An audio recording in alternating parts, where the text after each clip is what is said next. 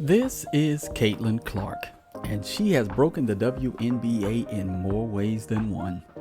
The rookie phenom is setting the league on notice as she breaks long-standing rookie and single-season records while leading the Indiana Fever to their first winning record since 2015. Her seemingly infinite shooting range, amazing passes, and high basketball IQ set her apart from her contemporaries, and some might even say her predecessors as well. She is also a breath of fresh air in women's basketball with her interview style, while also displaying the inner dog that competitors find admirable. All of these factors have led to attendance and television viewership records. Oh, did I mention she happens to be a white female? Oh well, I didn't mention it because to me it happens to be irrelevant. But to a certain vocal segment of the population, it makes them hate everything about her. Let's listen to WNBA legend and four-time WNBA champion Sheryl Swoopes discussing Caitlin. Yes, records are made and set to be broken. But if you're going to break a record, if it's legitimate, you have to break that record in the same amount of time that that player set it. Okay. So people say, dang, like he or she's killing them. But you have a 25-year-old playing against a 20-year-old. Mm-hmm. Like, you should be killing them because you've been doing it a lot longer than they have. Liar! You're a liar! You're a liar! Caitlin Clark right now probably takes about 40 shots a game. I know you like that. Hell yeah. You just heard Swoopes tell bold-faced lies about Caitlin Clark while the latter was still a collegian. That was a precursor to the bitterness Swoopes would display for Clark during her inaugural season in the WNBA. Sheryl has gone out of her way to diminish Clark's accomplishments on her WNBA-sponsored podcast. I don't know if Chicago's in the playoffs right now without Angel. Is Indiana in the playoffs right now without Caitlin? I don't know. No. Last year, no. Well, but they were close. Why you always lying? Why you always lying? I want to say this because we talked about the Olympic break, who it could help, who it could hurt. Mm-hmm. And I've seen the complete opposite with two teams, the 7th and 8th place team. I think the Olympic break really helped Indiana.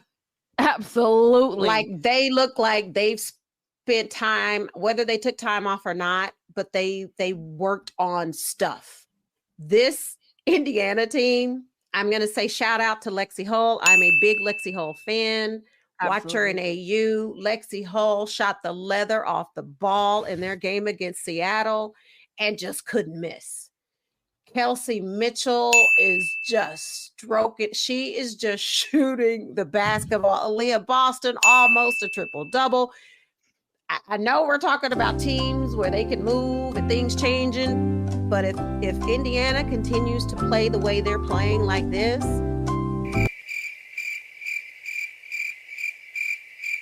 Sheryl's bitterness is on full display here, as she will not acknowledge Caitlin's impact on the Fever. There is no doubt that she knows how important Caitlin is to the Fever's success because she's a basketball genius. She is a collegiate champion, a 4-time WNBA champion, a 3-time gold medalist, and a former WNBA MVP, which is why the likes of Stephen A. Smith and Nancy Lieberman have called her out for these omissions. Sadly, Sheryl has decided to play the race card and the victim card in an effort to deflect from the fact that she is completely in the wrong. All of this could go away tomorrow if she would humble herself and apologize to Caitlin. Now, don't get me wrong. I am pretty sure that the more rabid of Caitlin's fan base has made life miserable for Sheryl, and I do not condone some of the things she has had to endure. However, she needs to accept responsibility for the lies and the blatant dismissal of Caitlin's importance to both the Fever and the WNBA as a whole. The league needs Caitlin Clark, and Sheryl knows this. Proverbs 29:1 says, "He who is often reproved, yet stiffens his neck, will suddenly be broken beyond healing." Sheryl is well on her way to experiencing this type of brokenness. Finally, let me explain why I believe Caitlin is receiving such backlash from a certain segment of the black population. She threatens the idea of black girl magic. This young white woman is dominating a sport that is supposed to be dominated by black people. She's doing all of this while giving nothing but praise to her competitors in interviews, while simultaneously trying to destroy them on the court. And by so doing, she is exhibiting what Romans 12:20-21 says. And I'll leave you with this quote: to the contrary, if your enemy is hungry, feed him. If he is thirsty, give him something to drink, for by so doing you will heap burning coals on his head. Do not be overcome by evil, but overcome evil with good.